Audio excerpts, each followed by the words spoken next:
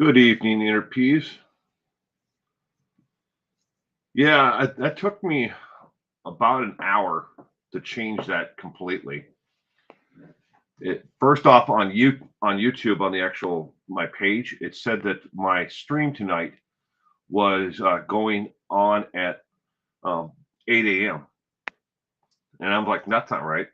Then I tried to change it, and it changed me to Eastern time zone. That's just a whole mess. I'm obviously not good at this, but I got it fixed to 4 p.m. and to the correct time zone. Good evening, Kitty Q. How are we doing today? I hope you both are doing well. Hope you had a great weekend.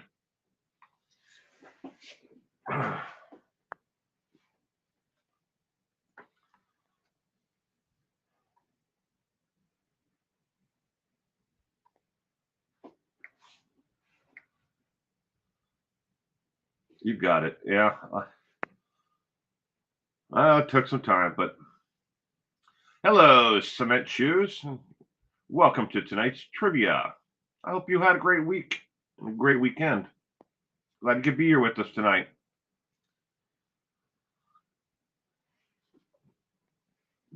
I can't see my phone. I left it over there, but Gianna Marie, good evening and welcome to tonight's trivia. And Carol Miller as well, welcome. For me to copy. Use whatever means you want. Phone a friend, ask the person at the checkout counter, at the Love's truck stop, whatever you have.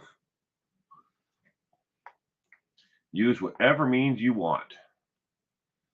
Cheat off of somebody else, that's okay. We're all just here for fun and entertainment, anyways. I've got a black screen. Does anybody else see just a black screen and not me?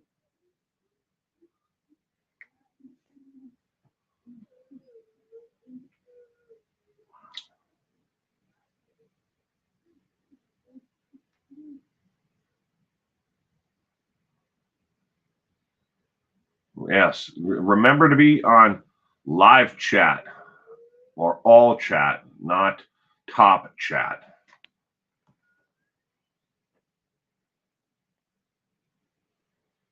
Lieutenant RN, good evening and welcome to tonight's trivia. I hope you had a great weekend. Hope the audio and video is good for everyone. See you fine and hear you good. No, I see you and black in the background. Like all of this is black because that's the color of my studio walls. Should be dark in the background. Are you talking about the edges around the actual picture itself? I went out and came back in and now it's fixed. Well, good. No, I don't like that swirling purple. I mean, I could put a floppy flag in there again. That took me forever to figure out how to get that thing out of there. There are with Restream there are certain backgrounds and themes that you can use, uh, but you only have four different ways of like displaying things, like where the trivia is in my little window. I can put myself in the bottom little corner, or I can move myself up like three spots, so equal lengths up the side. But it's really basic. But or I could do a 50-50 split of the screen. But there's themes that are party, entertainment, business, professional, and they're like, and then you can alter them. Well, they always default you to their standard one, which has got the American flag in the background. And when they default you to it, you have to go back in to the actual stream to the beginning where you type all the stuff up and opt out of it. You have to slide the little bar over to, no, I don't want to go with that.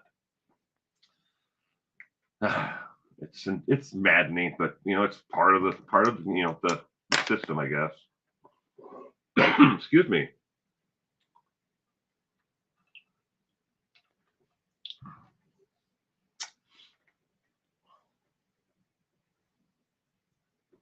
All right. Well, I guess we're giving it enough time for people to chime in, get into the stream tonight. This is the 333rd episode of Trivia Night. 333rd episode.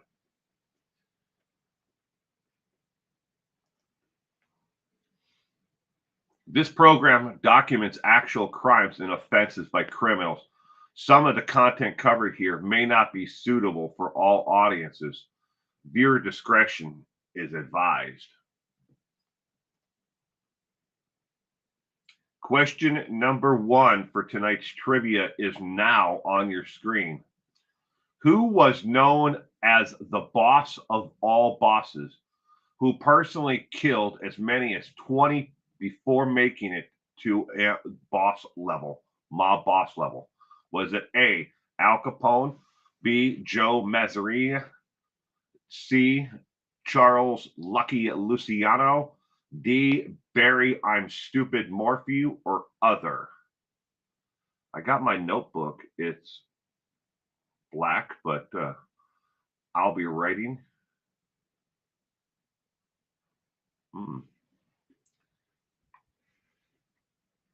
Who was known as the boss of all bosses? Question number 1.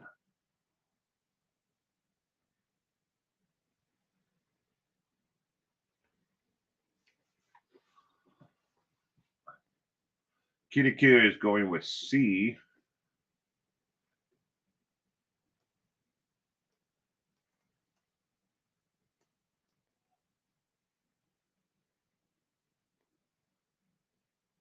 The interpeas, I see stuff in the background, but it's all dark. I'm sorry.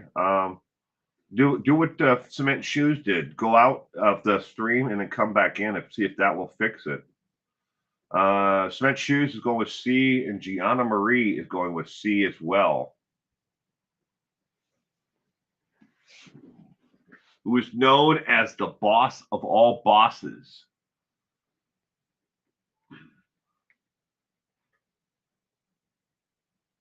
I'm guessing C, but this is twice now. I've torn between Capone and Luciano. Carol Miller is going with C as well. Father Guido Sarducci. I gotta get myself in my little window here. Hello. Hello, it's Will in his little window.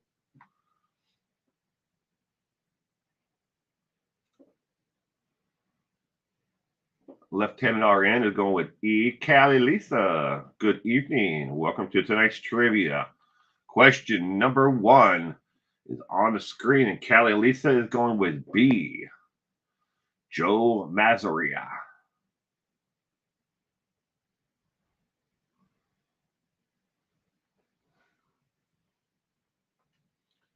Who is known as the boss of all bosses and killed as many as 20 people as he worked his way to the top as the mob boss?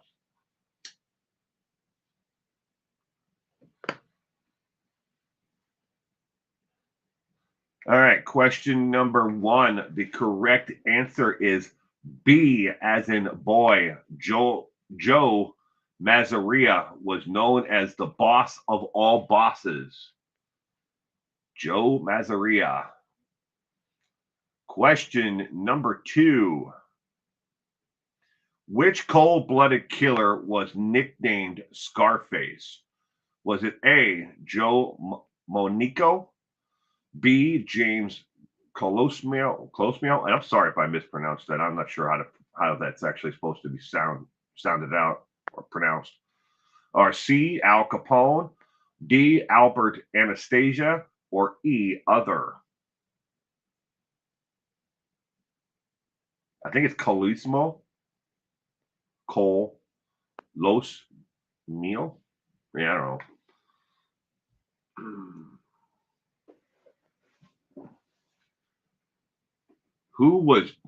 Which cold-blooded killer was nicknamed Scarface?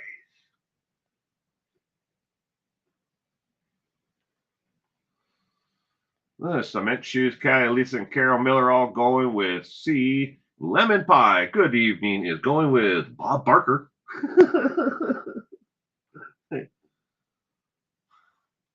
I love that scene in Happy Gilmore where Happy Gilmore and Bob Barker get into that fist fight.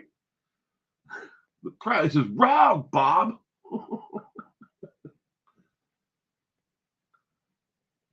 Al Pacino.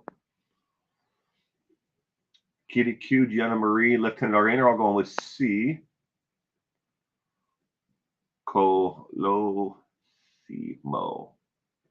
That's probably right, Callie Lisa. If I heard it, I'd probably remember it. You know, have hear somebody say it and how it's actually pronounced.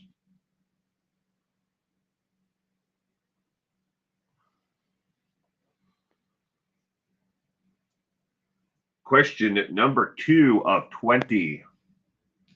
Which cold-blooded killer was nicknamed Scarface?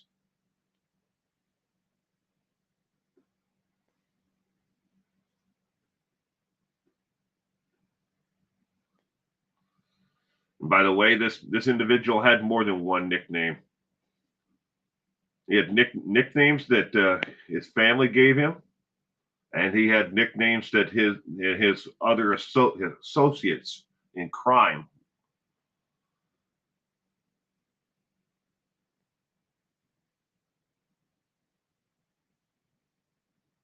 You're an auditory person. Wilson and Shoes and Peas and everyone. Good evening. All right, question number 2. The correct answer is C, as in cat. Al Capone had the nickname of Scarface. Question number 3. What city was bought and paid for and was the primary hub of Lucky Luciano's criminal operations? Was it A, Philadelphia, B, Boston, C, Cleveland, D, New York, or E, other? When I say bought and paid for, he had a vast majority of the people who ran the city were on his payroll. So it was bought and paid for. We are looking for where was the primary hub for Lucky Luciano's criminal operations? Question number 3 of 20.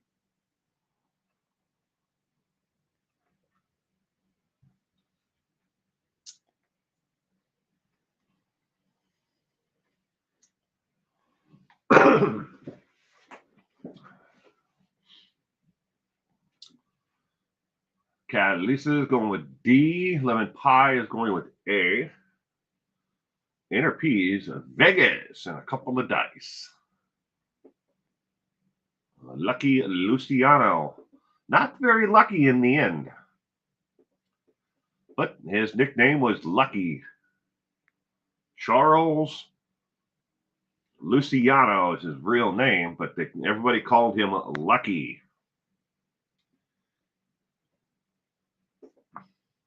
Carol Miller is going with A.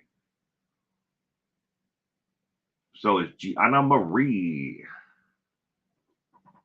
Dover, Delaware. Is there a lot of things happening in Dover? Dover, Delaware. Not exactly what you think of in a crime hub, but it could be. I mean, I'm from a small town in Prescott, Wisconsin. Wisconsin is that's the name of the town, Prescott. But even there, the mob was there in that town back, in the 30s and 40s. There was a huge amount of mobsters that were in the area. Kitty Q is going with D. Left-handed RN is going with D as well.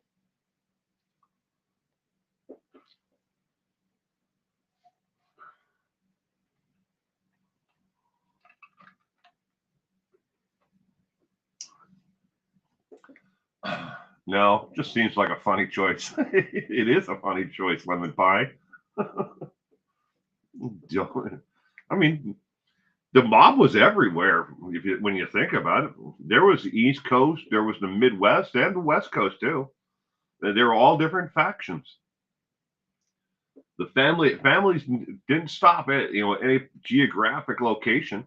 It could be, yeah, Inner Peace. It could have been in Mayberry as well.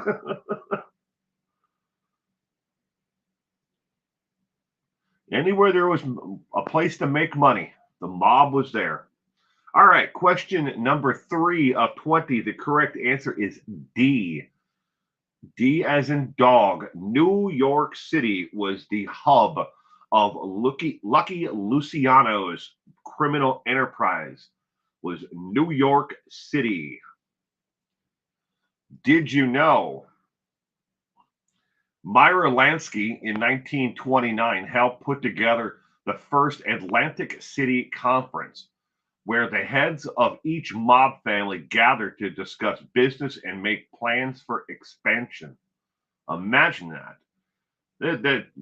So picture this. All right.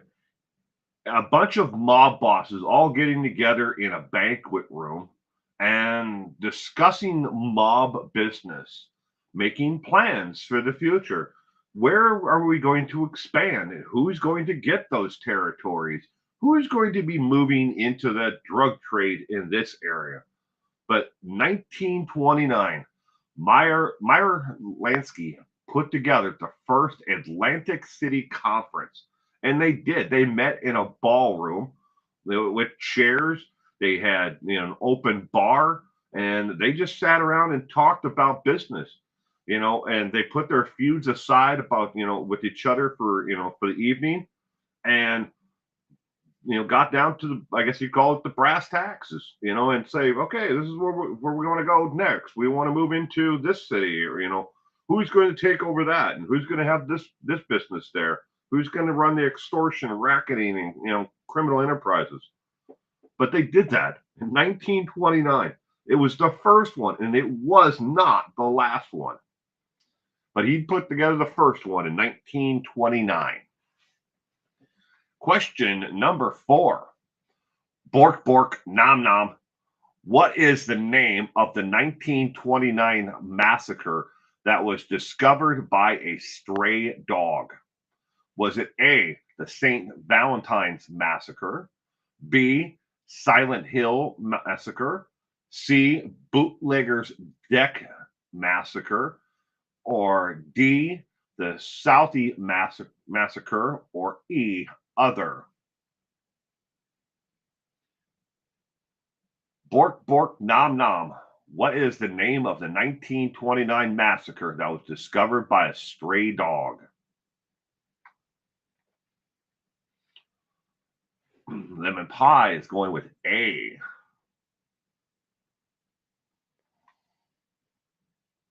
Okay, Lisa, A. A is the only one I've heard of, says Kitty Q.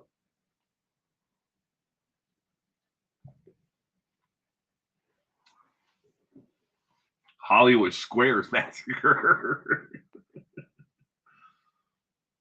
I used to like watching that show, Hollywood Squares. Back in, that would have been the 80s for sure. Watch Hollywood Squares. You used to, in my local affiliate, station, that would have been out of Minneapolis, where the local affiliate, television station was. But it would be, they would have Hollywood Squares, and then right after Hollywood Squares was Three's Company. Three's Company. And then after Three's Company, series ended, then it had the spinoff, The Ropers. But it was Hollywood Squares and then Three's Company. I remember that because we only got to watch like maybe an hour and a half of television, a week. We had things that we had to do besides school and sports and working, but didn't get to watch a lot of television growing up. Cement Shoes is going with A. Gianna Marie is going with A as well. Bork, bork, nom, nom. What is the name of the 1929 massacre that was discovered by a stray dog? The correct answer is A, as in apple. The St. Valentine's Day Massacre was discovered by a stray dog and who walked into the garage where the massacre had happened and continuously barked, and sat outside the door barking at the, all these dead guys, up against the wall. And it eventually caught the attention of law enforcement and they found them all. But the St. Valentine's Day Massacre was discovered by a stray dog. TV was your babysitter? Mork from Ork. Mork and Mindy. I used to watch that too. They don't make television like that, shows like that anymore. That's why I don't watch television ever. When I do watch television, it's usually Netflix. Watch some kind of documentary on something. Whatever catches my mind. Sometimes it's Cold Case Files or First 48 or something like that. I'll catch something like that. But otherwise, or death row stories. But I don't watch it. I don't. Maybe twice in the last like 3 months, I've watched Netflix. Dog was expecting those dead mobsters to give him a treat. I don't know what, but I don't think anybody ever really figured out whose dog it was. It was just like a stray dog, it probably lived in the neighborhood. But all right, question number 5. Who was the real Mad Hatter, the hired mob contract killer who worked for at least 6 different mob bosses, if not more? Was it A, Joe Mazzaria, B, Albert Anastasia, C, Charles Mataranga? I don't know. Or D, Jack Legs Diamond? Or E, other? Who was the real Mad Hatter? Question 5 of 20.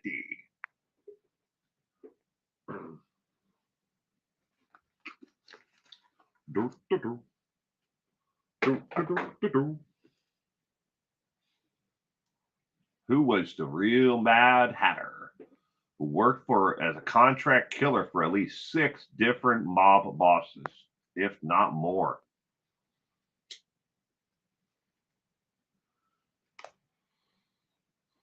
Lemon Pie and Callie Lisa are both going with A.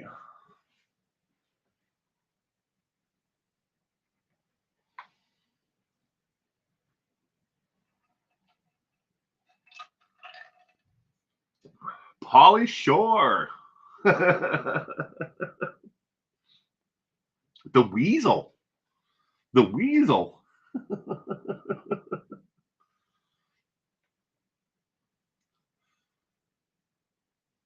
Minnie Pearl. Minnie Pearl with her price tag on her hat still. From Hee Haw.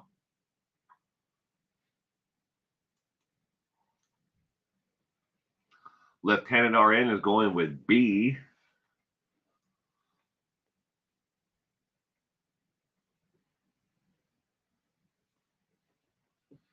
Who is the real Mad Hatter? Meth smoking mountain lions, says Kitty Q. Gotta watch out for those meth smoking mountain lions driving around in Yugos. It's a real scourge on society, those mountain lions smoking meth, driving around in Yugos. Kitty Q is going with C. LOL.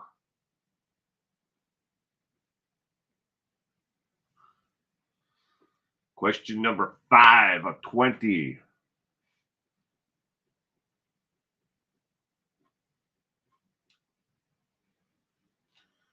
Who is the real Mad Hatter? Question number 5. The correct answer is B. B as in boy. Albert Anastasia.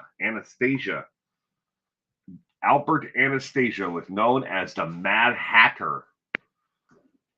He worked for 6 different mob bosses, all bosses of the same family. Why did he work for 6 different mob bosses for the same family, if not more? Well, they kept on getting murdered, the mob bosses. He didn't kill them, but other people did. Murdered the mob bosses, then another member of the family would step up and take their place, and then he would work for them. And this kept on going over and over again, especially during the mob wars that they had. Fighting over turf and in control of the drug trade and prostitution and racketeering. But Albert Anastasia was known as the Mad Hatter. Question number 6. No is just becomes a mob. No one should. That's what it should say. No one just becomes a mob boss the next day. It's not like they have hiring fairs. How many people did Charles Luciano kill on his way to the top? Was it A, 15, B, 19, C, 10, D, 32, or E, other? That should say no one just becomes a mob boss the next day. It's not like they have a hiring fair. How many people did Charles Lucky Luciano, kill on his way to the top? Social Distortion has a good mobbish song. Was it Tommy Gun? I think it's Social Distortion, Machine Gun Kelly, blues. I actually took my daughter to one of the concerts I took her to. One of her first concerts was to go see Social Distortion. I seen them probably 3 or 4 times back in the late '80s in concert myself, and they've still put on a hell of a show even now in in 2020. That was 2022, I think it was, when we went and saw them. Affirmative action hire.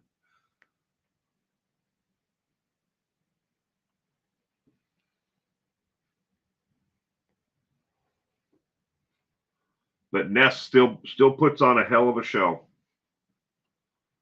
Social Distortion does. How many people did Charles Lucky Luciano kill on the way to the top? Kitty K is going with B. John Marie is going with B. We got You Love Social Distortion. Well, we got Lemon Pie is going with C. Cali Lisa and Juicy Jules are going with, just Jules B. Cali Lisa D. Glanced at that and I read it wrong. Question number 6 of 20. The correct answer is B, as in boy. There were 19 individuals that Charles Lucky Luciano, murdered on his way to ascend to the top level as mob boss. He actually pulled the trigger and shot and killed the mob boss who was in the position of the family at the time, then ascending himself to the top. When he shot him in like his carport garage area thing, where you would park a car, he just walked right up to him and shot him right there in the car, and then calmly just walked back down the driveway and got in his car and drove away. And then when they found out that he was dead, Lucky Luciano became the mob boss of the family. Only one, Steve Jobs. All right. Did you know a rat is a rat? The only good rat is a dead rat. That's a quote from Joseph Valachi. Joseph Valachi was the first mob boss in the history of the U.S. mob to work extensively with federal authorities. starting in the early 1940s. Without his direct help, the feds never would have been able to take down the mob families, as they didn't understand the structure or how they ran.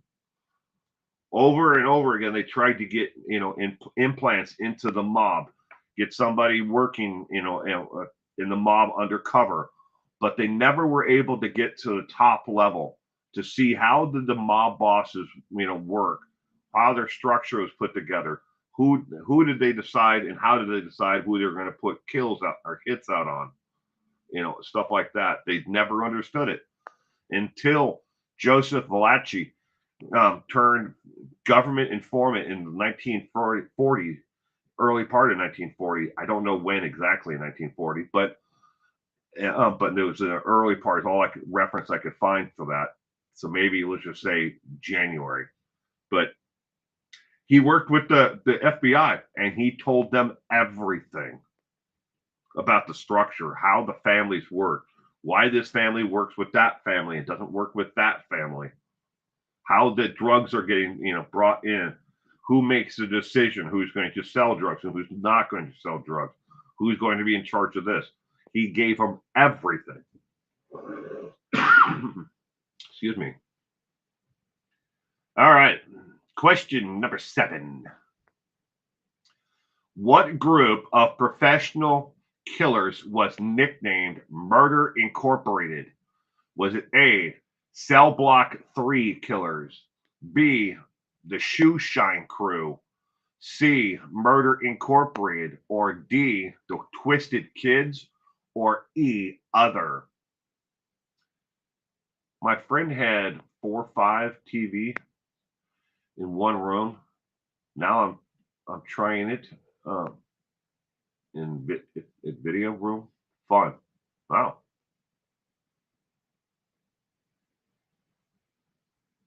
Just Jules, I think I saw you on JLR.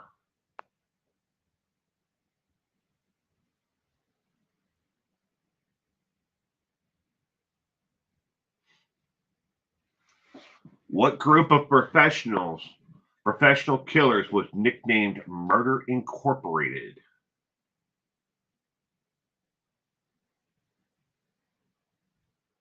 Lemon Pie and Lisa are both going with B.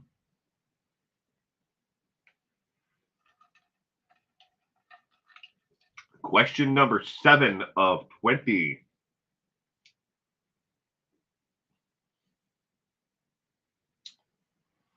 Super Chat Cat. Good evening. Hi, Will. Will there be a taco podcast today? No. Super Chat Cat. The taco podcast is coming back this week, though. We will have a new episode, the first episode in quite some time, but it will be later this week. But it is coming back.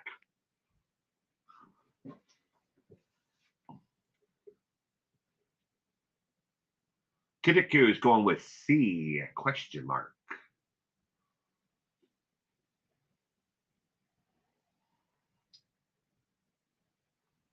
What group of professional killers was nicknamed Murder Incorporated? Question number 7 of 20.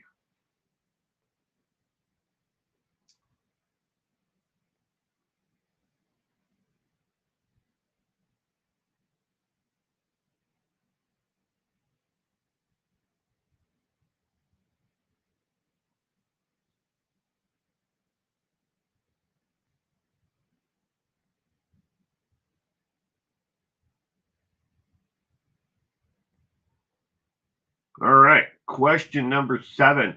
The correct answer for what group of professional killers was nicknamed Murder Incorporated? The correct answer is D, as in dog. The Twisted Kids crew were known as Murder Incorporated. That is the name that they were given by the actual mob itself, and all of them. There was a total of 8 men, and they didn't make money by doing anything but murder. They killed. They were hired guns. They didn't work for just one mob family. They worked for anyone.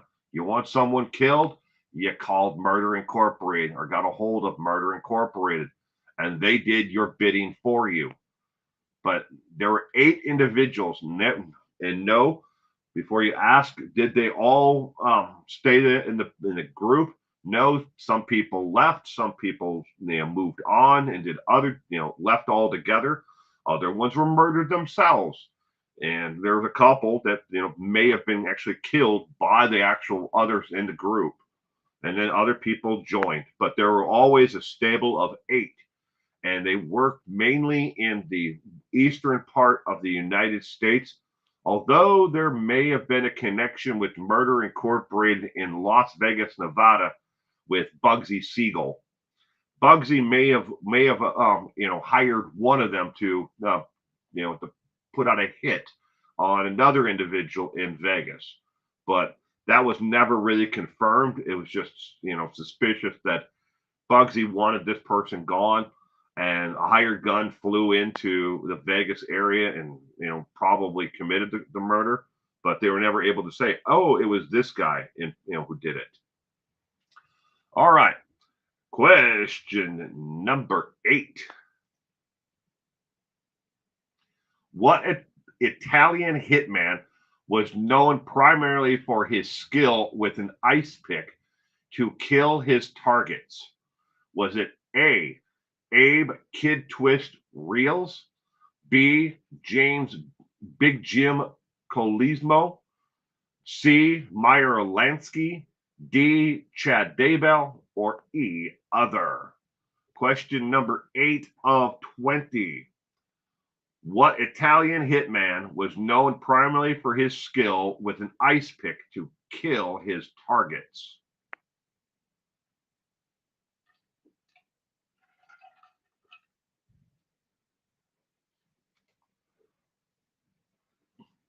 Oh, yes, Bugsy, old school dude. Yes, he was. Got to give it to him. When the mob moved to Vegas, there wasn't much there. They built that place up to what it was like by the 1960s. It was a booming place. My grandmother actually moved there. She lived in McLaughlin, which is a suburb, but she worked in the ticket office at Circus, selling tickets to the shows. Frank Sinatra, a lot of connection with the mob with good old Frank.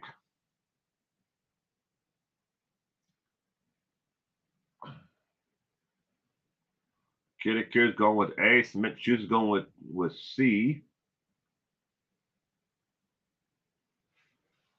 Criminal brutes. Brutal.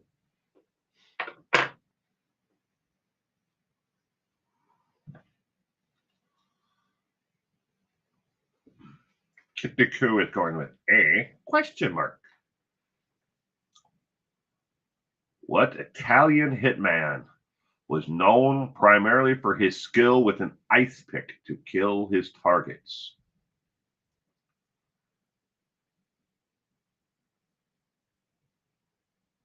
Question number 8 of 20.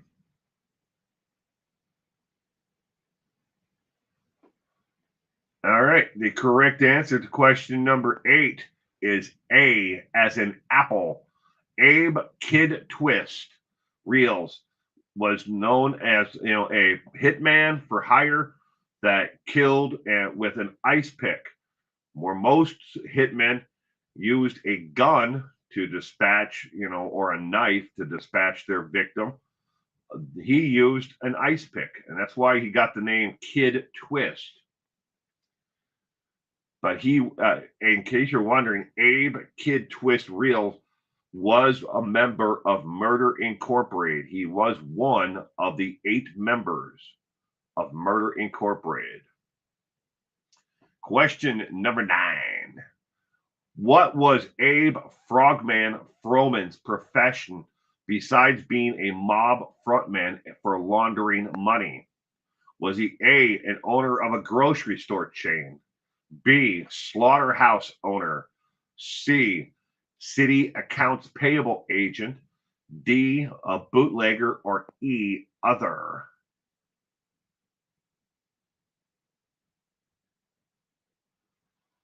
What was Abe Frogman Froman profession besides being a mob frontman for laundering money? What was his profession? Never heard of him? Says Juicy Jules.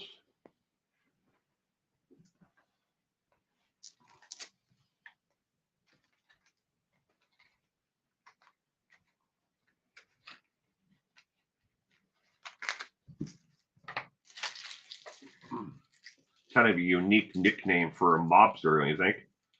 Hey, Frogman, come here. Wonder why they. I have no idea why he got the nickname Frogman, but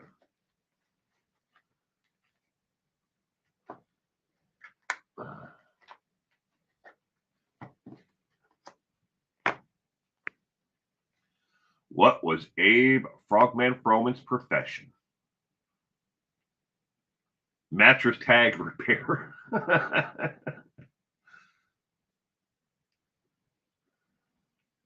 Cast of Barney Miller. Yeah. He worked. His desk was right next to Fish. And was it Jaworski?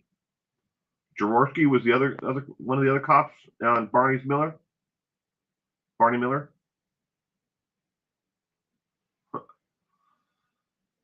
Probably just a play on his last name. Could have been. I just got to get into this mental image of like maybe he had like really skinny legs or something. It's like those look like frog legs. I don't know. Maybe because he had sticky fingers.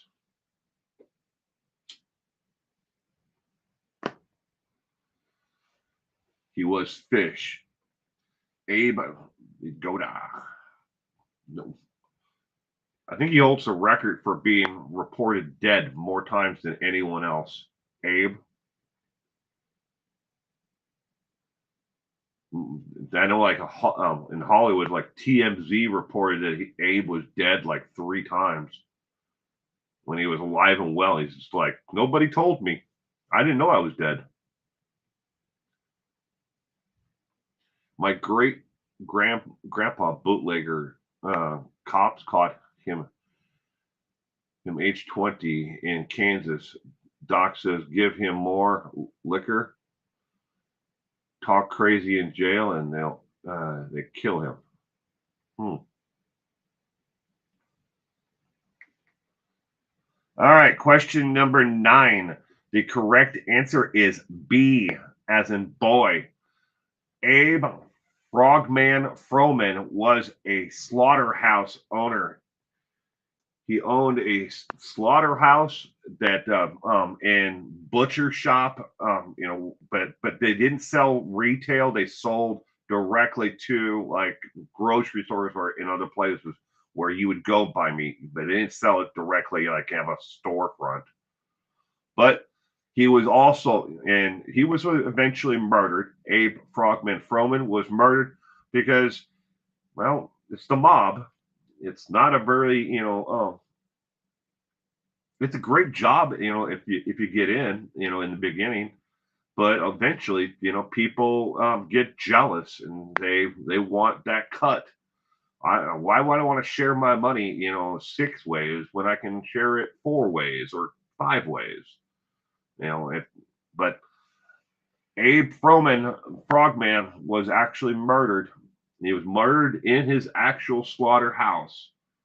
He was shot and killed. But that was what he did besides laundering money for the mob. Did you know several times starting in 1920s through the 1940s, the US government actually turned to the mob for help? They were used to help cut corruption in city governments. They used them to help get rid of crooked federal law enforcement officers and judges. The mob.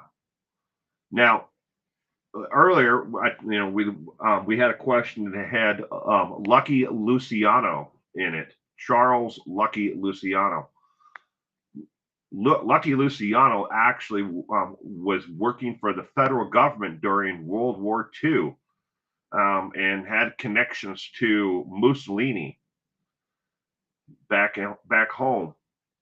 But the government, he was actually an agent for working for the the U.S. government, giving them information about Mussolini. But that's just another example of a mobster who was working for the federal government. I thought this was kind of a unique question, and information. It's like you're using a criminal syndicate to help you get rid of corruption in local governments and to find out about which cops and judges are dirty. Unique way of finding out who's dirty. The Finn, good evening, The Finn, and welcome to tonight's trivia. All right, question number 10. What mob contract killer does Cement Shoes know far too much about? Is it A, Gregory Scrappa, B, Frank Sheeran, C, Richard Kolinsky, D, Thomas DeSimone, or E, other? What mob contract killer does Cement Shoes know far too much about? I told you I was putting you in one of the questions.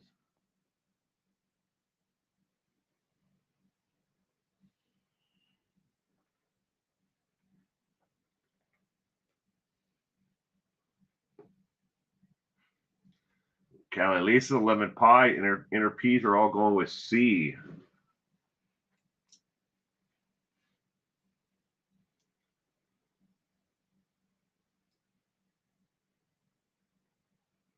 Jenna Marie and her P's. Everybody's going with C so far. But what about Cement Shoes? Is Cement Shoes going to guess the answer C? Kitty Q is going with C as well.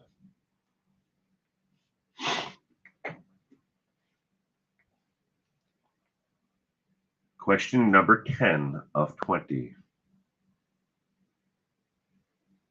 Did Cement Shoes fall asleep?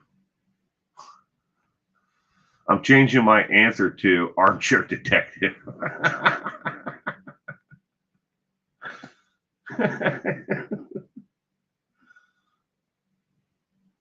Juicy Jules is going with D.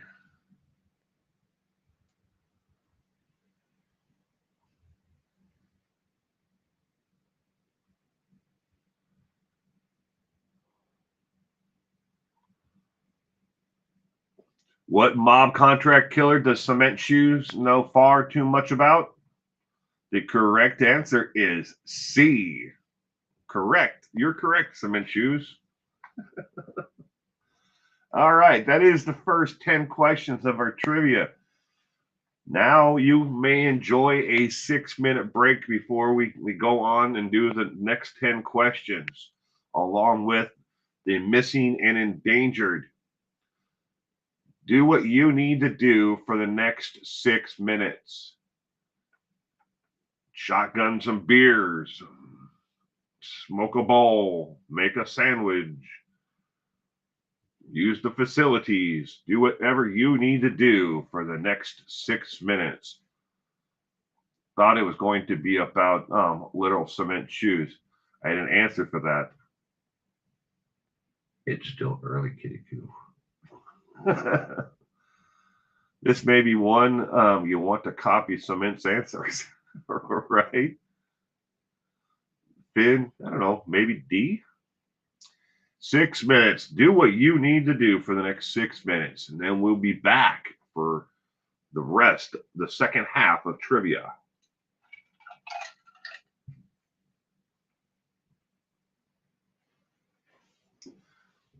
I've got a whole bunch of questions on mob killers here that I've never used.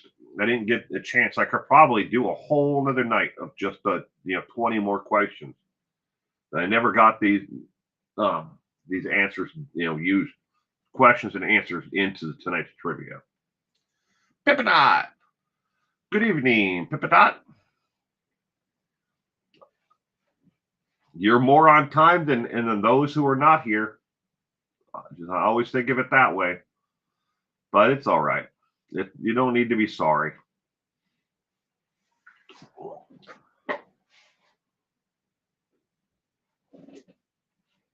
I don't know what the weather's like where everybody else is, but here where I am, it is 33 degrees right now and partly cloudy. I was looking at the weather forecast for the next 4 days earlier for this coming week. Next 4 days, it's not going to get above 35 degrees at all. It's cold.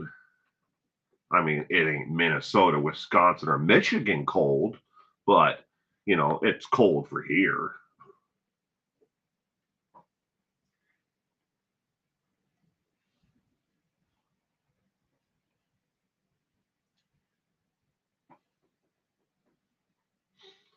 Cold, cold, cold.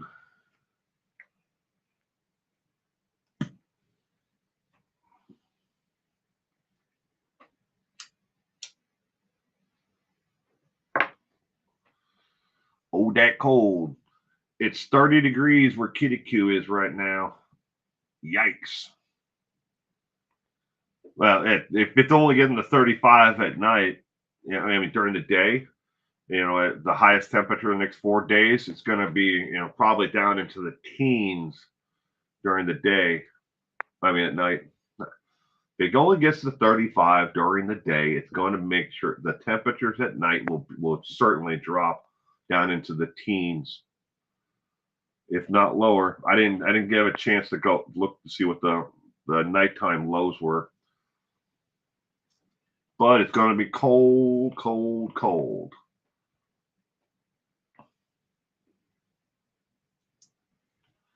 The Fin, I'm in Canada and it's darn cold. I'm sure it is. I'm sure it is. Let's see. We go in a Fahrenheit system in America, so you guys go around the Celsius, right? And Pippadot, it's 20 where Pippadot is. Wow.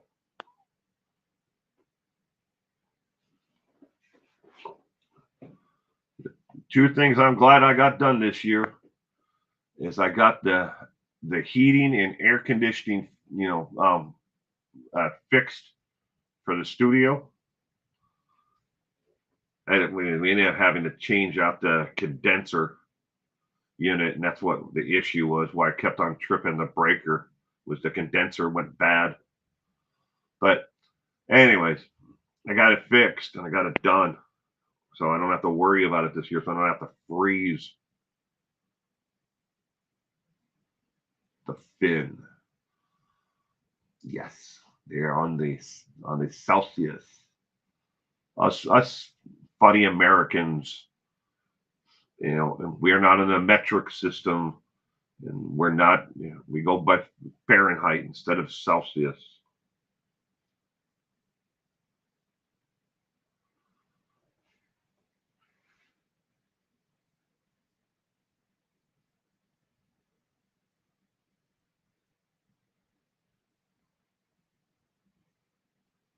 Are you all nice and warm? I am.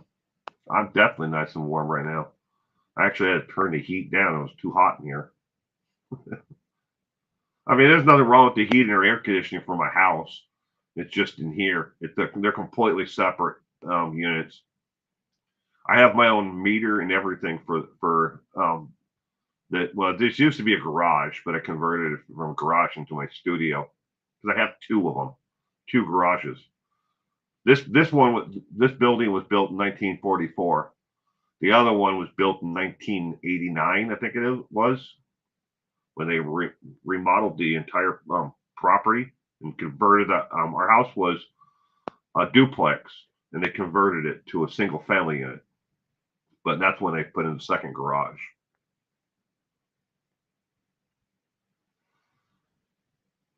All right, we got 30 seconds left. 30 seconds or less. Well, now we have 24, 23. It's almost time to get back on it.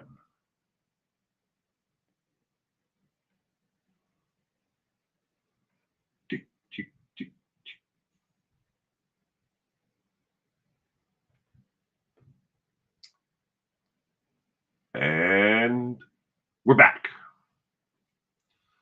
Corrections and stuff, errors and mistakes the internet believes I have made a mistake on, then demands that I correct it for their satisfaction.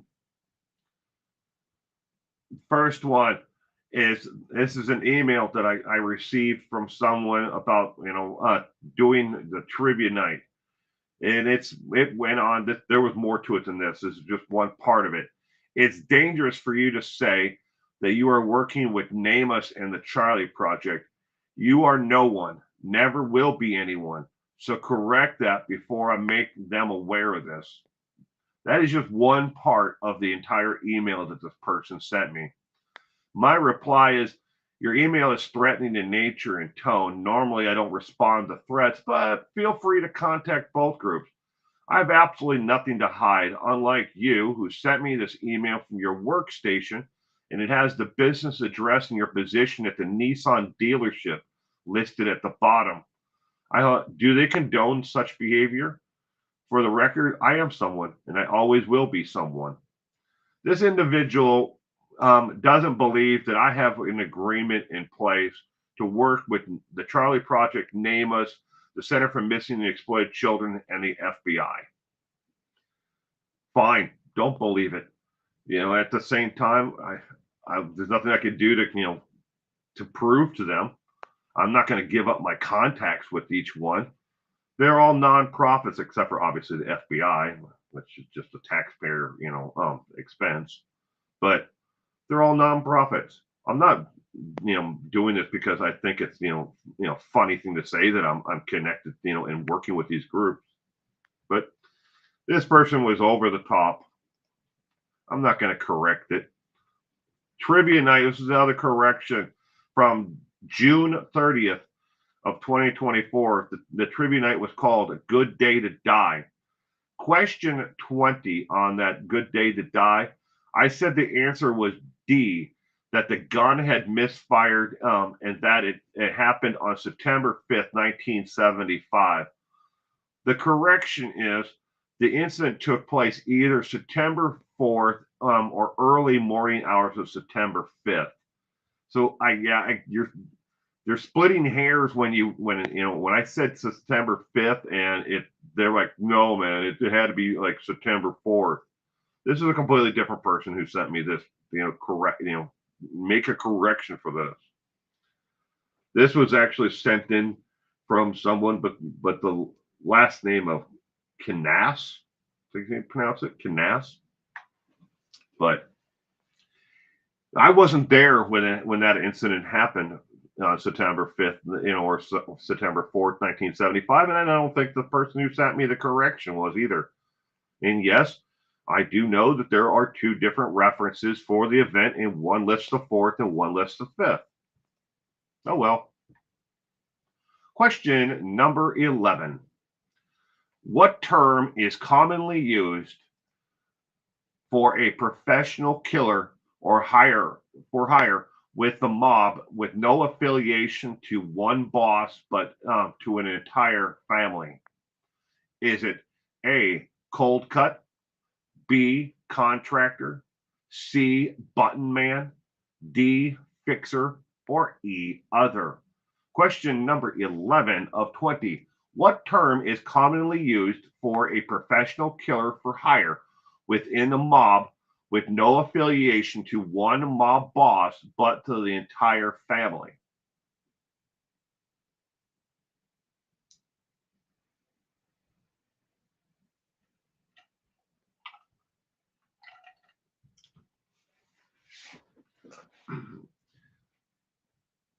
The Pippadot, it all boils down to this. And something that I would piece of advice that I was given by someone who has kind of been a mentor for the entire time that I've been doing YouTube. They told me, you're never going to hear back from the people that truly, love your work and what you're doing. You're always going to hear back from the people who don't like you and have nothing nice to say about you. Additionally, that same person told me that you're going to get more people who don't believe you, don't like you, than you will people who enjoy your content and everything else. And you can't make everyone happy. Yes, I am giving them their tiny little 5 seconds of fame by doing the corrections, but if that's what they need to survive to go on with their lives, so be it.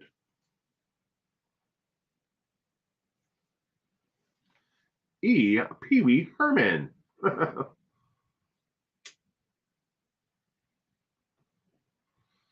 Pee Wee's Playhouse. Yeah, at least they watch, right? I mean, of the 36,000 subscribers that I have, I mean, just look around in right now in the chat. There's 11 of you in the chat, according to what it says here. I mean, that's a fraction. That's a tiny fraction of the 36,000 subscribers that I have. And of the 36,000, maybe if I'm lucky, 10% watch or comment, on my actual content. If I'm lucky, 10%. A lot of people subscribe to this stuff and don't ever watch anymore. Oh well. 12? You see 12 people in here in their peas? Yeah, I don't really trust the number when it says how many people are watching. Give you a little insight into YouTube's analytics system. After the stream is over with, I'll click on the analytics for the stream, and it tells me when the peak time is, on a graph of like when there was interactions, comments, stuff like that, and how many people are in the room. Like if it says 10, 12, there could be 19 people in here right now, or but they're watching you from a different they're watching, say, like I'm streaming to YouTube. All right, so YouTube only counts the numbers that they have, that they know someone is logged in on a YouTube account and is watching and taking part in this. Now I stream out to other platforms like X and to Facebook, and there might be 20, 30 more, on each one of those. They can't comment, but they can watch it. 11 again? Yeah. I'm just here to have fun, and I hope you all are having fun too. Maybe, just maybe, they learn something. We can hope. True. All right, question number 11. The correct answer for question 11 is C as in cat. A contract killer who works for a mob, for the mob, killing not just for one boss, but they have allegiance to the family only. They're called a button man. A button man. They are not, and that's what they refer to as button man. Button man is a contract killer. He doesn't have affiliation to a boss, but to an entire family. Don't forget to hit the thumbs up. Yes, please do. If you enjoyed, or give it a thumbs down if you don't. Question number 12.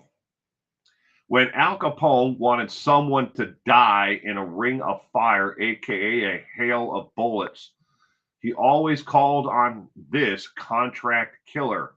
Was it A, Jack Machine Gun McGruin, B, Thomas Tommy Gun Thompson, C, Frank Valici, D, Joseph Shuran, or E, other? Never heard of that term? Let's see. Well, we're learning something together. Pippadot. When Al Capone wanted someone to die in a ring of fire, aka a hail of bullets, he always called on this contract killer.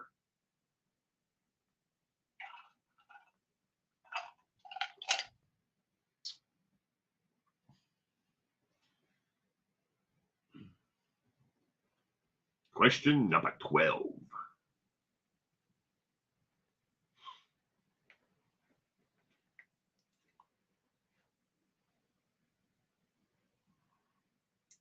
Alex Tommy Gun Trebek.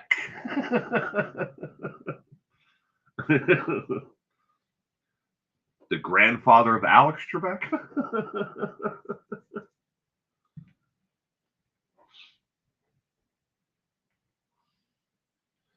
I vaguely remember something about like the host or the guy that used to host the Gong Show. Wasn't he like connected to either the mob or something? I was doing this, putting all this together, and I kept on running across little tiny references to the Gong Show.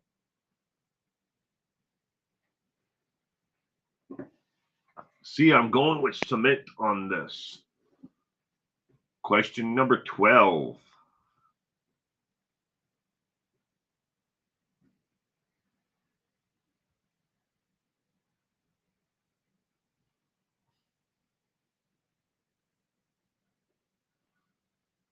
Question number 12 of 20.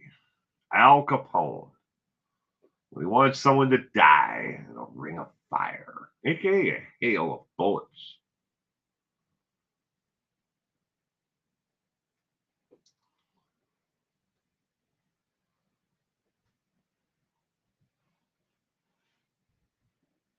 Hmm.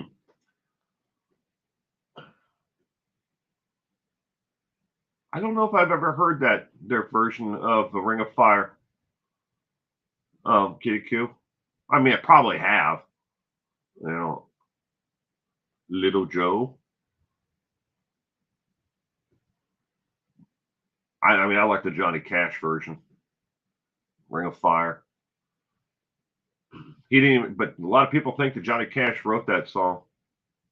I Walk the Line in Ring of Fire were not written for Johnny Cash or by Johnny Cash.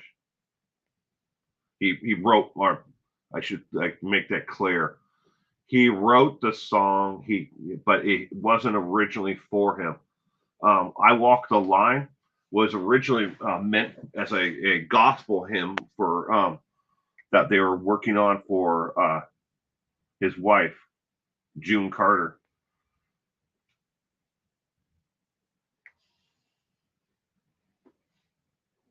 All right, question number 12. The correct answer, I'm sorry, is not C. It is A. Jack Machine Gun McGruin was the hired hitman that Al Capone used to send a message when he wanted someone not just shot and killed, but over the top, like a lot of bullets. He wanted them really to send a message. He always called upon Jack Machine Gun McGruin to do his bidding for him. But that's what Al Capone used. Now, they do believe that there's a possibility that Jack Machine Gun McGruin was one of the shooters who was involved in the St. Valentine's Day massacre. All right. Question number 13. Which contract hitman confessed to killing over 100, yet was only convicted of 5 murders? Was it A, Joseph Gambino, B, Nicky Quietman Santoro, C, Robert Kennedy, D, Richard Kalinsky, or E, other? Love Johnny Cash. I don't usually like remakes, but this group I actually really like. Social Distortion. They've been around forever, Pippadot. Well, at least like they feel like they've been around for me forever. Great band. Catalisa is going with A. The Finn is going with D.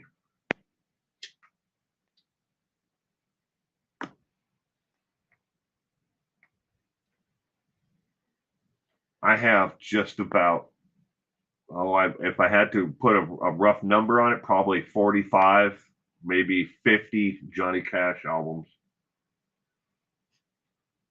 I try to collect, just about everything that besides his gospel. I have some of his gospel albums, but vast majority of them. D, ice pick killer. Isn't he the Iceman? Yes. D is the Iceman.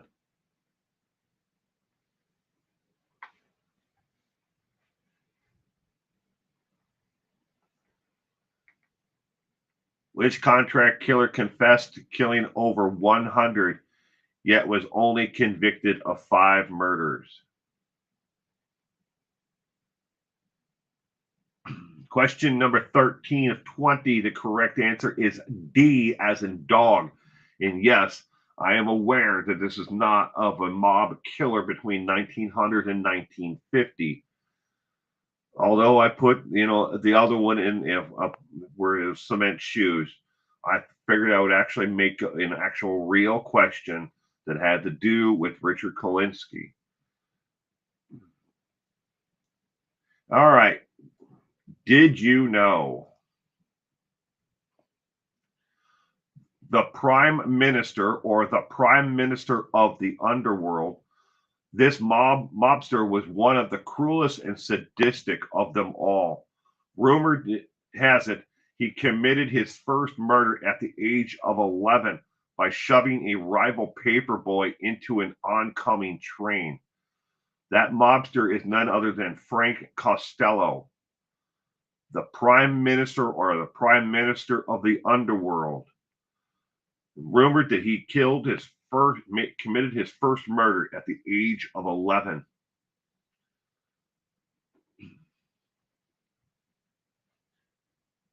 Probably D, enjoy Christmas music, love the voices, old days, Nat King Cole. You can't go wrong with Nat King Cole. I love Nat King Cole's music. That voice. But next one, question number 14. Which mob killer turned mob boss was responsible for organizing the Mob Commission to govern the U.S. Mafia? Was it A, Charles Lucky Luciano, B, Joseph Joe the Boss Mazzarella, C, Benjamin Siegel, D, James Big Jim Colismo, or E, other? Which mob killer turned mob boss was responsible for organizing the first mob commission?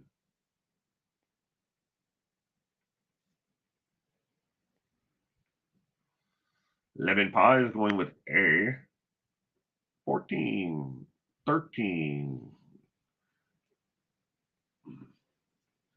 Play along. We're only playing for fun and entertainment. Just answer A, B, C, D, or E, or make up your own. Put anything you think is funny in the comment section. Like there, Inner Peas is going with Kojak. Telly Savalas.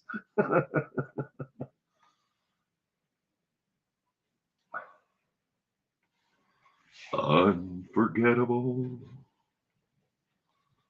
Put you on. Kittiker is going with C. So it's Pippadot. The Finn is going with A. Mr. Rogers. Won't you be my neighbor? Hello, neighbor. I'll tell you a funny story about, it's funny to me, about Mr. Rogers. When I was a teenager, obviously quite some time ago, I had what's the best way to put this? I wanted one of those damn sweaters that Mr. Rogers was always putting on every time he came into the house. He walked in, he changed his shoes, remember? And then he always put on a sweater. And I could never find a sweater exactly like those. I could find ones that were really close, but I could never find one that was exactly like that. I wanted a Mr. Rogers sweater. And I spent years trying to find one. And I went to store after store. I went down some serious rabbit holes.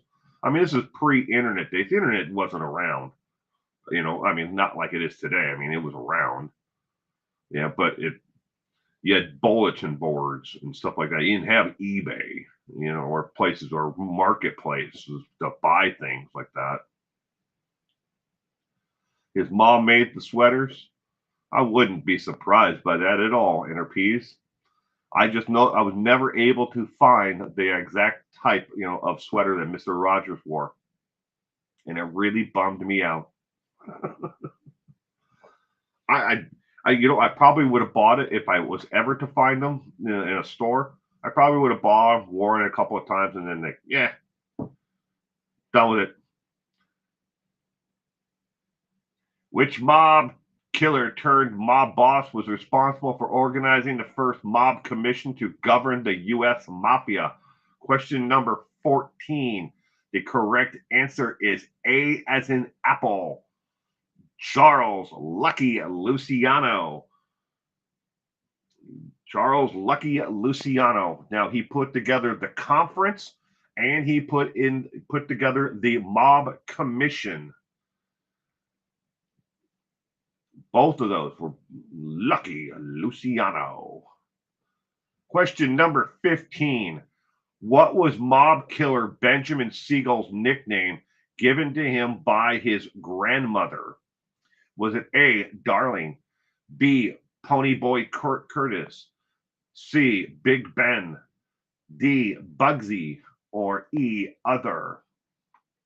What was mob killer Benjamin Siegel's nickname given to him by his grandmother? He got one for Christmas every year. That's cool.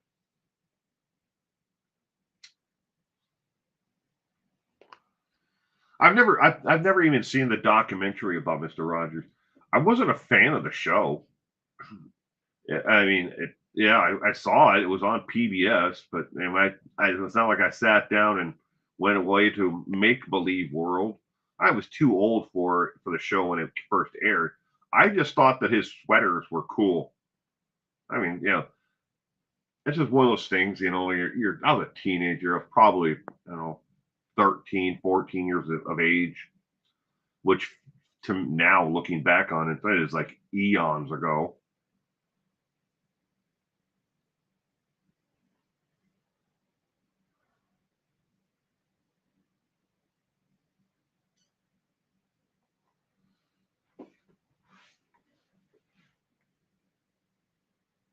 Cutie pie.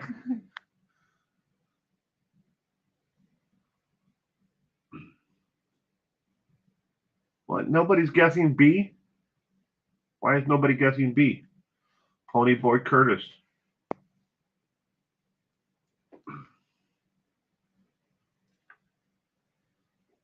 All right, question number 15. The correct answer is D as in dog. Bugsy. Bugsy is the nickname that his grandmother gave him. Bugsy. And everyone would, for the rest of his life, would call him Bugsy. We know him now as Bugsy Siegel, but his real name was Benjamin. Johnny Cash, my Gramps gave me a record player and his album. I was like age 16. Saw his home in California. Huh. Oh, yeah, Ponyboy Curtis from The Outsiders. You are correct in her piece. But nobody wanted to guess that one. All right. Question number 16. This mob boss had his daughter's boyfriend murdered because he broke her heart. Who was it?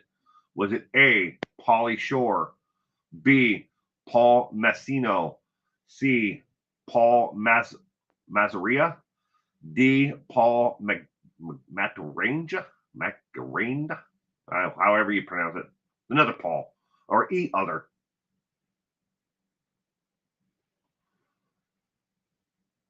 This mob boss had his daughter's boyfriend murdered because he broke her heart.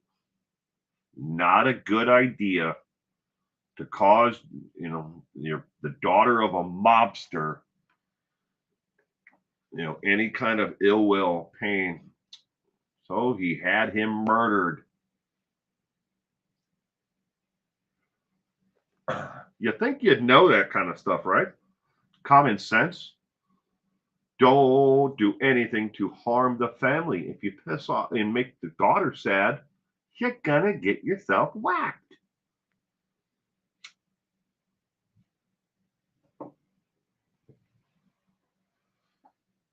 Juicy Jules has never heard of Social Distortion.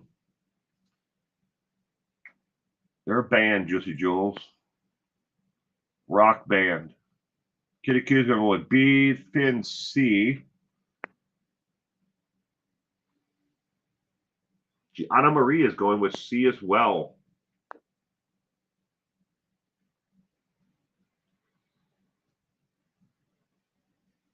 Question number 16 of 20. B, wild guesses, Pippadot.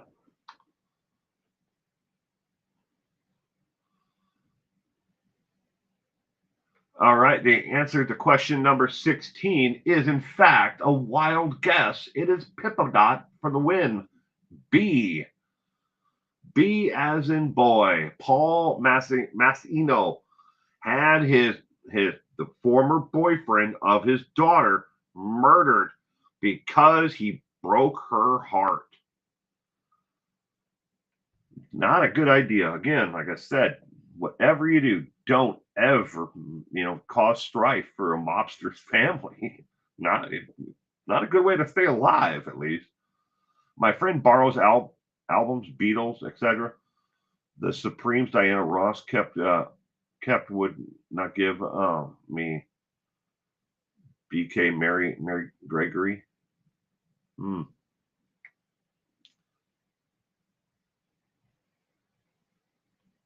My mother-in-law still has a copy of the White Album by the Beatles that is still sealed, and it has a sticker on it from she bought it at J.C. Penney back when the album first came out. She never opened it, still sealed in the shrink wrap. I asked her one time when I was going through her records, like, why did you never open this? She goes, just, I got into other music at the time. But she still has it to this day, sitting in the cabinet with all of her records. All right, moving on. Did you know is next. Heritage is everything. Very few mob families would welcome people of other heritages. Two mob families that did, however, bring others up with them was the Genovese family and the Gotti family. If you're an Italian mob family, you basically they stuck with their own people of their own heritage. If you're an Irish mob family, you stuck with your own heritage. But the Genovese family and the Gotti family are two of large, mob families that actually brought up. They didn't care what your heritage was. They cared if you could get the job done and if you keep your effing mouth shut. That's what they cared about the most. Be loyal to the family and have and respect the code. Never talk.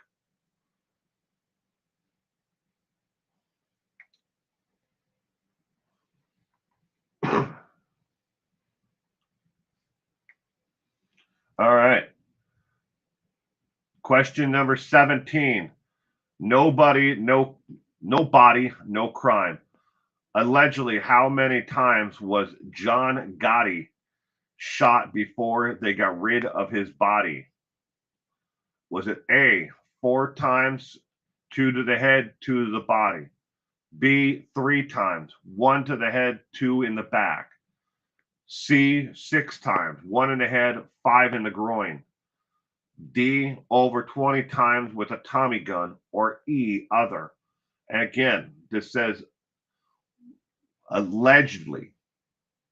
It all depends upon if you believe the story of the individual who says that he was there when John Gotti was murdered.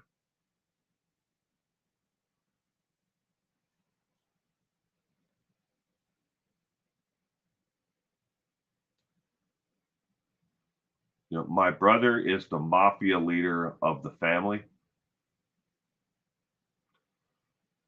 Okay. Loose lips sink ships, right, Finn? I used to have that a poster of that from it wasn't an original. It was a copy of one from World War II. Loose lips sink ships.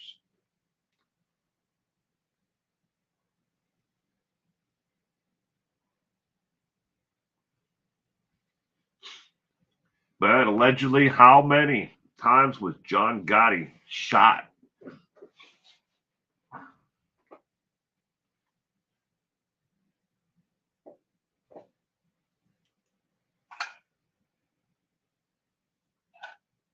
Family dynamics.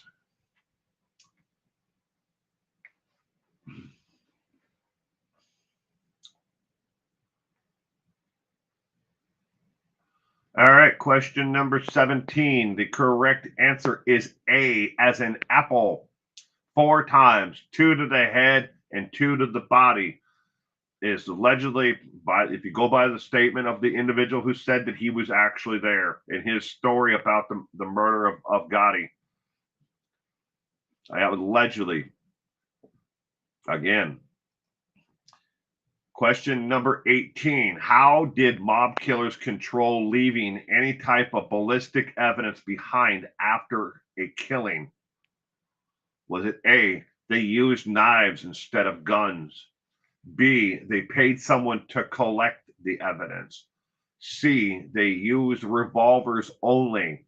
Or D, they only needed one shot? Or E, other? How did mob killers control leaving any type of ballistic evidence behind after a killing? Question number 18 of 20.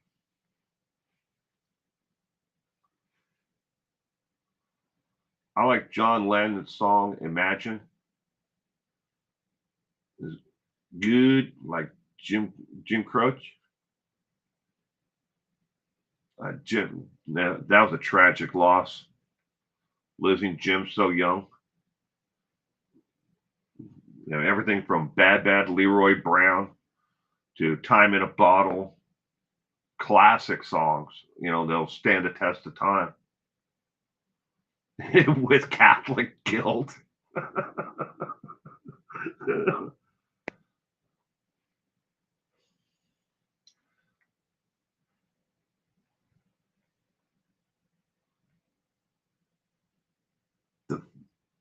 I don't know, Finn.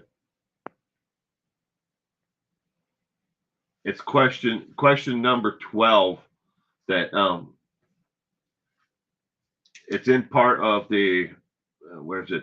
Louis Lemke Buchalter? Buchalter? Buchalter,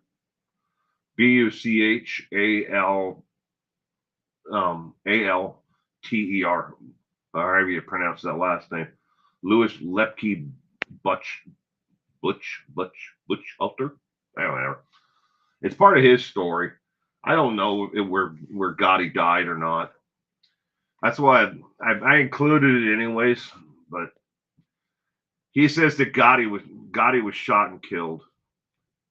And I'm like, okay, well, allegedly. Did you get that sweater? No, I did not ever get that sweater, Juicy Jules. And you must be on top chat, or you're not on live chat. Question number 18. How did mob killers control leaving any type of ballistic evidence behind after killing? The correct answer is C, as in cat. They used, unless they were trying to send a message. And when they went to send a message, they didn't care if they left ballistic evidence behind at all. They'd use a machine gun to gun them down, or they would kill them in public outside of a restaurant or a bar, where that is sending a message. When a mob killers wanted to kill someone, an individual, they wanted to leave very little evidence behind. And they walk up, put one in their head, a car bomb, whatever it might have been.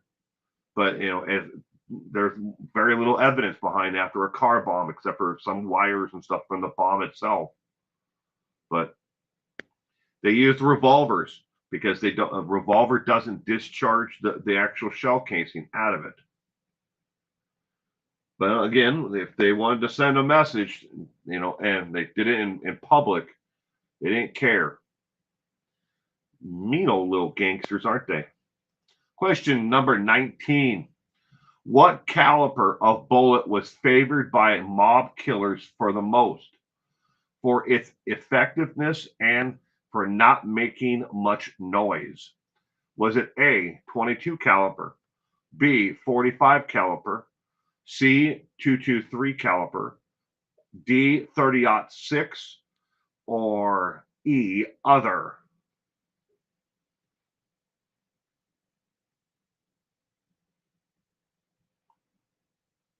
Anyone seen Elvis's home? Graceland? Yes, just Jules. I've been to Graceland. I took a tour there.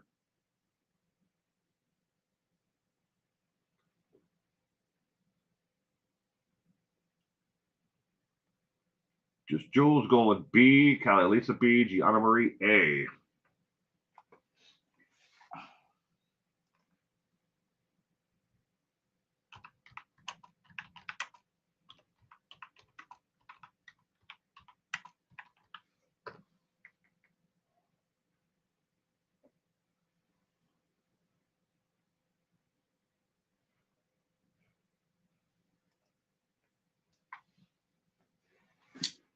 Inner P's, a BB. Lieutenant RN is going with an A. Most quiet. A BB gun would. What caliber of bullet was favored by the mob killers for the most? For its effectiveness and not for making much noise? The correct answer is A, as an apple. 22 caliber bullet. You can use it. Close contact kills them all the same. All right. Did you know several hundred men vanished from the greater New York and Boston, Massachusetts areas between 1922 through 1952? Some have speculated that they may have been given the cement shoes treatment. Little to nothing is known about what really happened to them. These men were all connected to the mob in some way. Either it was a business and they were paying, they were being extorted, or they worked for the mob. Maybe they were running numbers or doing something, but they were somehow connected to the mob. But several hundred men, again, over that 30-year period, disappeared from New York and Boston, Massachusetts. The cement shoe treatment is basically they joke that they put their feet in concrete and then shoved them off of a boat into water, or they put them in a barrel filled with rocks and cement and then push that barrel off. Now, was it with Lake Mead? They've as Lake Mead, the water level has dropped. They've been finding a lot of barrels in Lake Mead that have contained bodies, and there are probably even more out there that weren't in barrels that they just wrapped around chains on them, or an anchor, and then shoved them into the water. But again, several hundred men in that 30-year period between 1922 and 1952 just vanished. Nobody knows what really happened to them. But speculation is that they got the cement shoes treatment, or they got rid of them in some way. When it came to the mob, the mob had a lot of ways of getting rid of people. They, look, if you're in the way, if you were a snitch or whatever, or you weren't paying up, they would either come right into your store or whatever and kill you, or they just take you out in some place and beat your ass to death and then shove you in, off of a pier. But they had a lot of ways of doing it. While they were alive, some were alive, Some of them were dead. I mean, there is no real concrete proof that, speaking of cement shoes theory, that anybody ever died that way. There's been a lot of speculation, but think about concrete itself. If you're going to put someone's feet in a bucket and pour concrete around it, you know how long that concrete has to set takes to set up before the concrete would be officially hard. If they're alive, that'd be terrible. You just shoot them and shove them over the side of the boat. Isn't that what they did on The Sopranos to that one guy? They shot him and just shoved him over the side. Feed you to the fishes, right? All right, question number 20. Not all mob bosses, not all mob secrets are known. Even to this day, who was the mob killer known as the Chateau?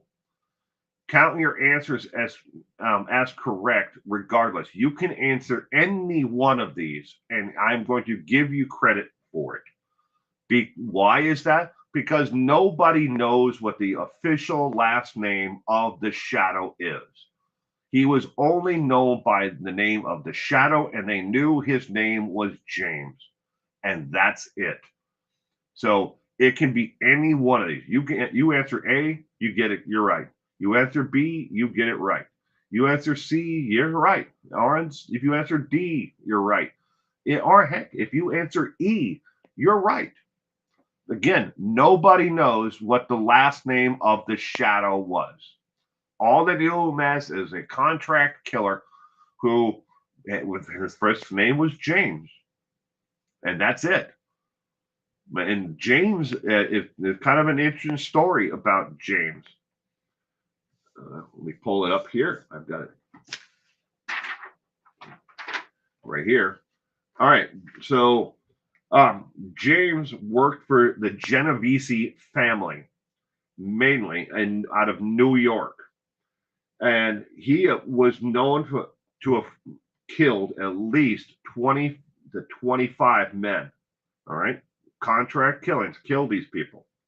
And one by one, I'm guessing, I don't think they were all lined up against a wall someplace.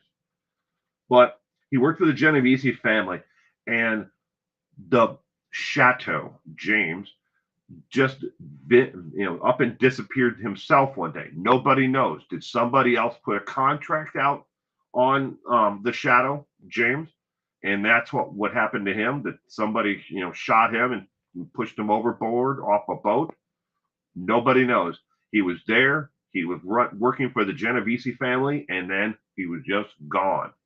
And nobody knows what happened to him.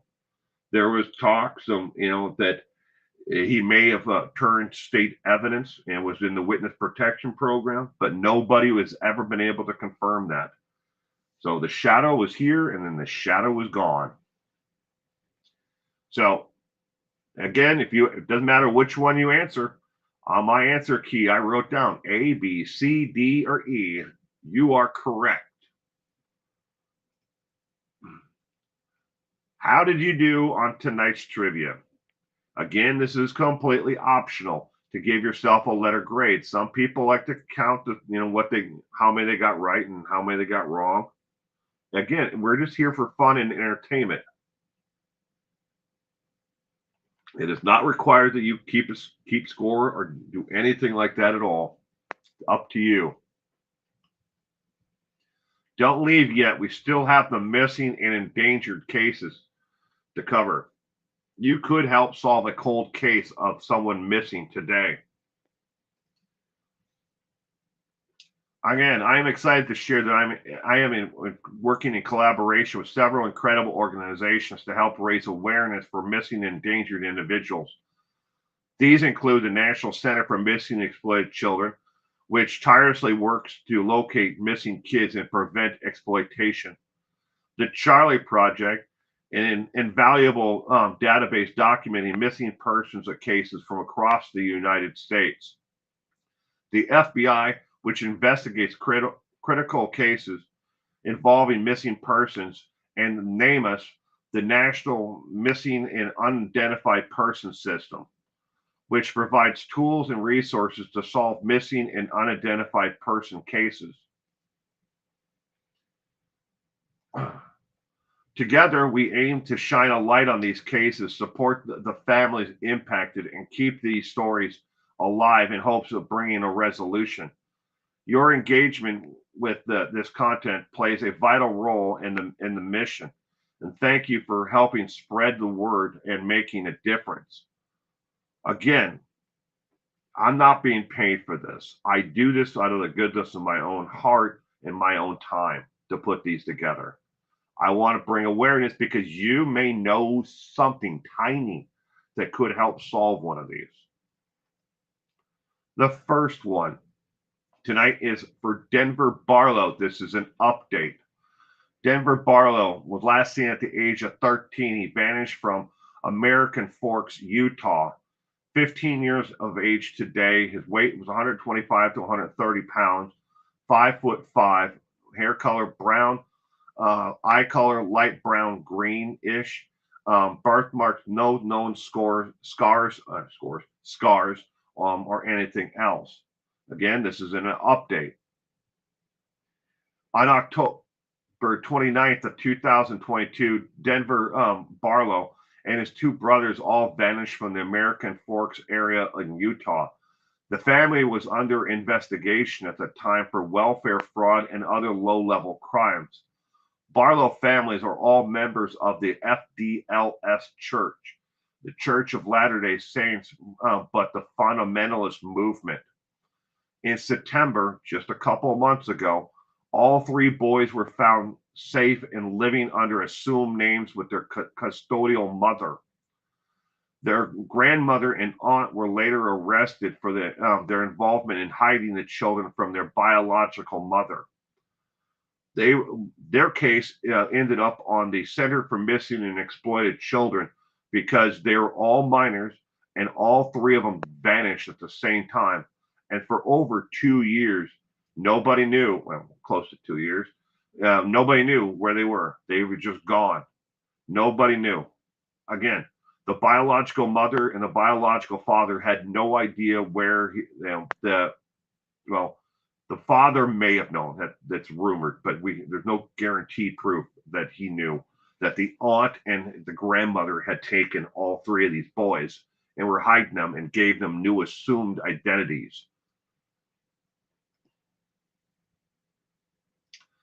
The reason for bringing this case is that, besides highlighting it, giving you an update, is this is not the first time, nor will be the last time that members of the FDLS Church have taken children and hidden them away from their biological fathers and mothers. According to the FBI, in just the states of Utah, Arizona, Colorado, and New Mexico, there are 38 children between 2 months and 17 years of age that are missing. And this church was involved with it. The FDLS Church. Again, some of these groups are former churches of Warren Jeffs, the polygamy colony and group, and then there's other ones that are FDLS affiliates. That Israel Keyes family actually was members of, again, and they are very secretive and do not trust the government. And I wouldn't trust the government either, but I mean, they really do not trust the government. Next case, Orrin and Orson West. You all remember Orrin and Orson.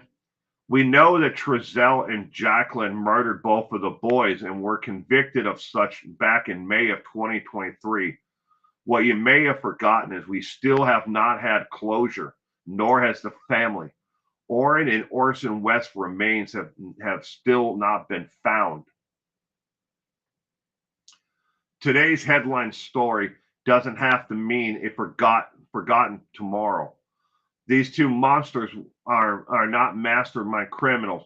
They have certainly told other inmates by now what they did with the boys.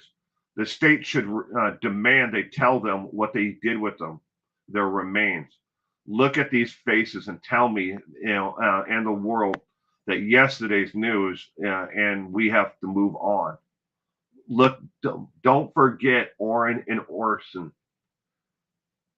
It's tragic that this happened. It never should happen. There were so many fail safes things that were put into place that should have prevented all of this from ever even possibly happening. But it happened. And we know now, again, that what really took place. They didn't wander out the backyard like their original story was. There's very, very good likelihood that they were murdered before they ever even got there to that house, that they were murdered in the apartment. But we don't know. We don't know where they are, but we know who did it. But don't forget them. Case updates. Take a second look. I don't have any updates from previous ones that I've shared here, but this is worth taking a look at again. Is Angel Dawn Wilson. I had her. I did this case about 4 months ago, but she is still missing. She disappeared on 8/10 of 2007 from Spokane, Washington. She is now 34 years of age. She stands 5'6", and is 100 to 115 pounds, with blonde hair, blue eyes, blue greenish eyes. If you know anything about what happened to Angel Dawn Wilson, you can contact the Spokane Sheriff's Department at 509-456-2223. And yes, you can remain anonymous by calling that number and leaving a tip if you know of what happened to Angel Dawn Wilson.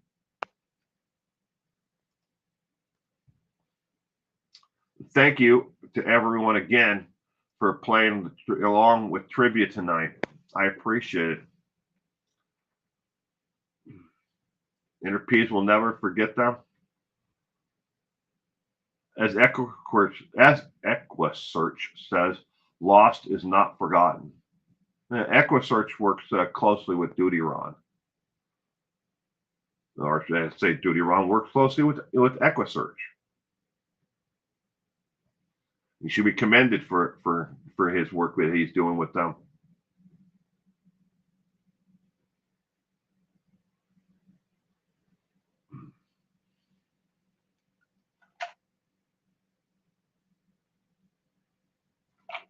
Well, thank you, Pippadot, for being here. Good times, says Kala Lisa. Well, thank you for being here as well, Kala Lisa. Night, Will. And all you have a great week ahead, Gianna Marie. Thank you for being here tonight for trivia night.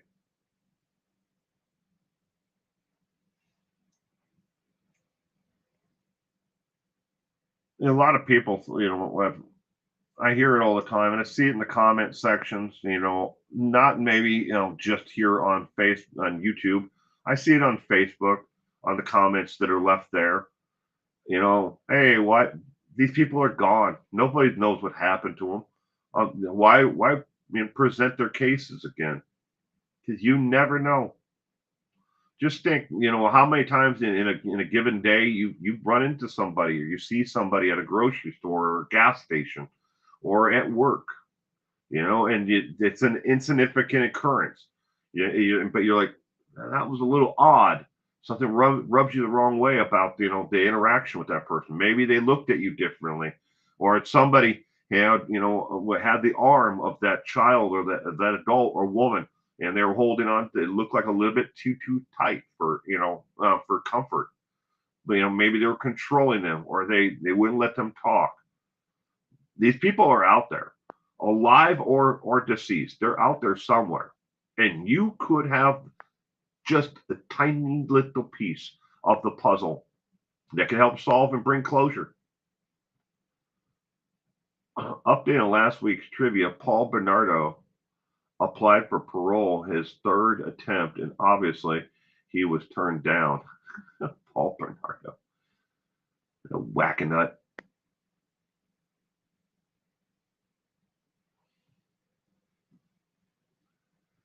We have to speak their names, keep their memories alive. Yes.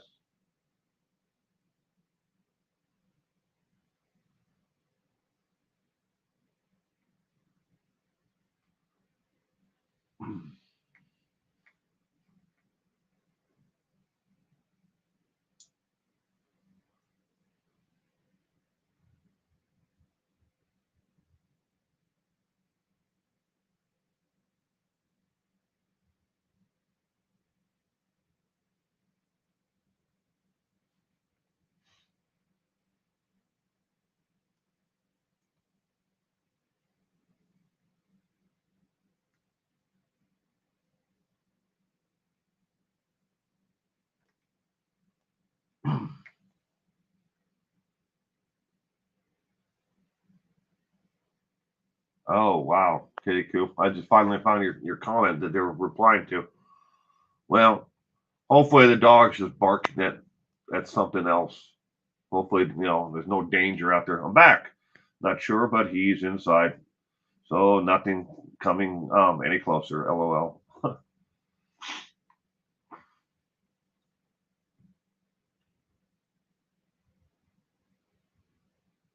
I hope you have a terrific week as well, Pippadot. And I'm glad that you're safe, Kitty Coo. Doggy's not barking at anything. Maybe it was like a cat or something else that he saw.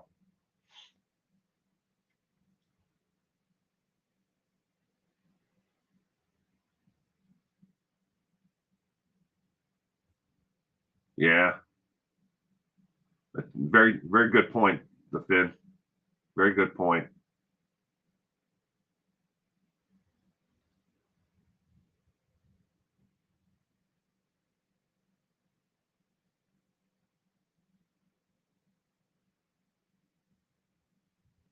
Had to be a person, huh?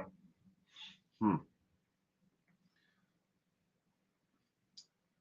I used to have a dog that his name was Beast, but Beast would never bark at anything unless it was a squirrel. He hated squirrels. I don't know what his problem was with squirrels.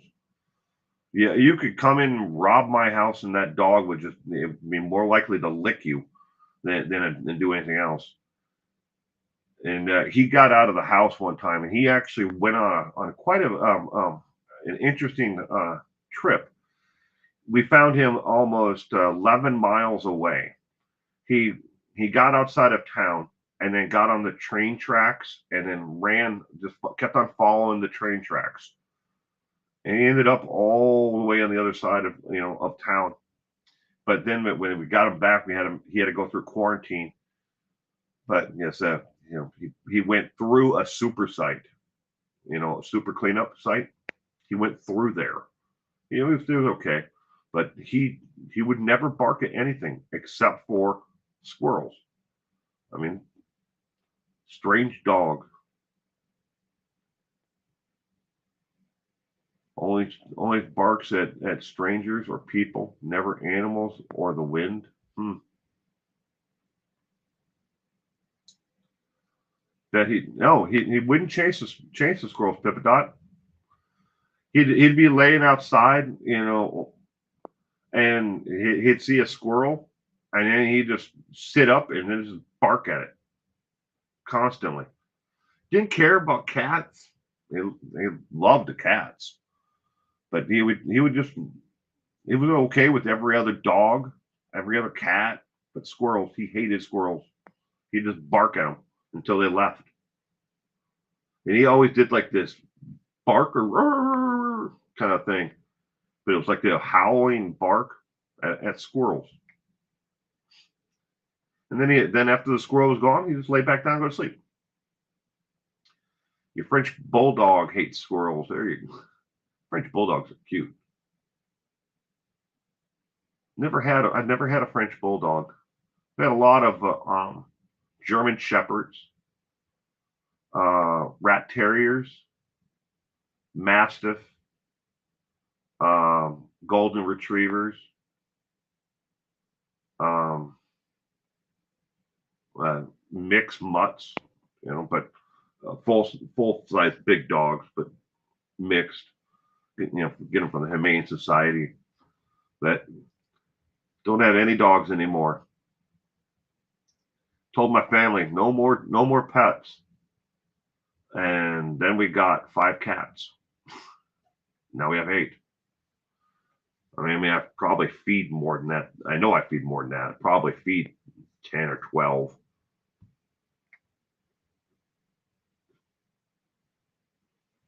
Maybe could have been. I don't know. We never could figure out what his issue was. All the other dogs that they didn't care about squirrels. They were protective, of the family.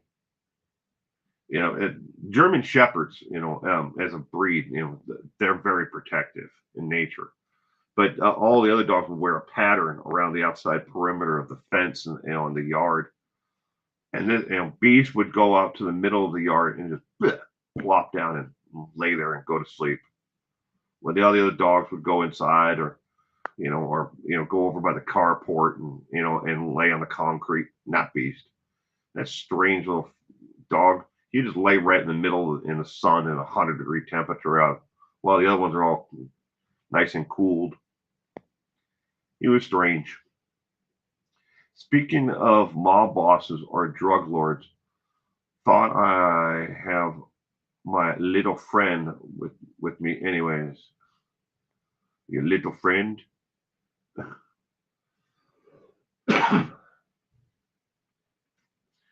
I have a French bulldog and a French English bulldog. Is there a difference? I mean, I don't know. I'm not familiar with the different breeds of bulldogs. I know my friend had one for the longest time. And finally, I think he had to put it down because it got like some kind of like liver or kidney issue or something.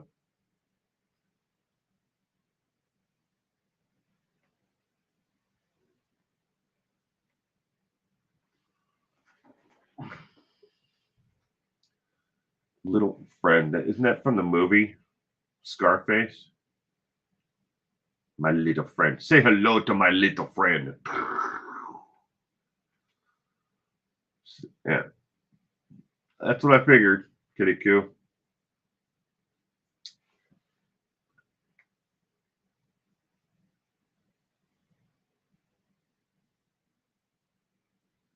Well, ladies and gentlemen, I'm going to wrap up the tonight's stream there and say thank you again to each and every one of you for being here tonight, play trivia with us.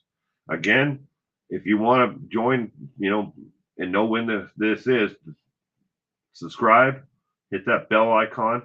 That helps. But additionally, just write a post-it note and put it next to your computer. I always do these every Saturday and Sunday, damn near religiously, and they're always at the same time. Trivia is always at 4 p.m. Even if the stupid thing says 8 o'clock, like it did, it's at 4 o'clock. I'm never going to change it unless, without a huge advance notice to everybody. But the Saturday morning one's at 8 a.m. But trivia night's always at 4 p.m. on Sundays. So I hope to see everyone again, and I hope you have a terrific week ahead and that you're all able to stay safe and warm, out there. But in the meantime, everyone, thank you again for being here. You all have a terrific week. Bye.